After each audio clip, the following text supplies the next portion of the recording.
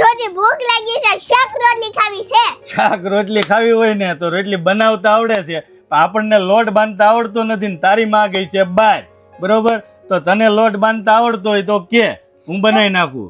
નહીં પણ પપ્પા યાદ છે મમ્મી પાસે ને મળવા ગઈ હતી ને ત્યારે આપણે લોટ બાંધ્યો તો.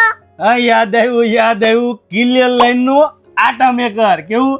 કિલિયર લાઈન ના આટા મેકર માં આપણે લોટ બાંધ્યો હતો અને 1 વર્ષની વોરંટી સાથે આવે છે, એટલે કોઈ પ્રોબ્લેમ નથી. ચાલ આપણે આપણા કસ્ટમરને પણ બતાવી દઈએ કે જો આવો કઈ પ્રોબ્લેમ આવ્યો હોય અમારી બાપ દીકરી જેવો, તો તમારે પણ આ રીતે જ કરવાનું. કિલિયર લાઈન નું આટા મેકર એક વસાઈ લેવાનું, એટલે લોટ બાંધવાની ઝંઝટ છે ને એકદમ ખતમ થઈ જવાની છે. ચાલો તમને કિલિયર લાઈન ના આટા મેકર માં લોટ બાંધીને બતાવીએ અમે કઈ રીતે લોટ બંધાઈ જાય છે ને, એ આજે અમે તમને બતાવીએ કિલિયર લાઈન ના આટા મેકર માં. આ કિલિયર લાઈન નું આટા મેકર રહેવાનું છે અને 1 વર્ષની વોરંટી સાથે મળી રહેવાનું છે. ચાલો આમાં છે ને 4 કપ લોટ નાખી દઈએ આપણે. આ લોટ નાખી દીધો. યાદ છે ને આપણે કેમ બાંધ્યો તો એ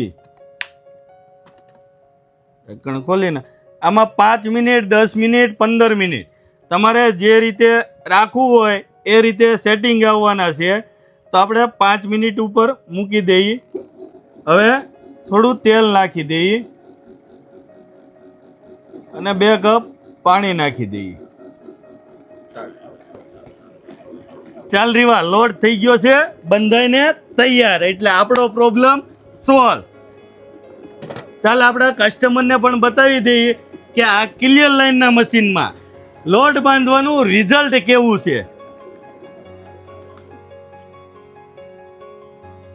જો આવું છે આ કિલિયર લાઈનનું રિઝલ્ટ. લોટ બંધાઈને રેડી થઈ ગયો છે, એટલે આપણે રોટલી બનાવવાનું પાક્કું.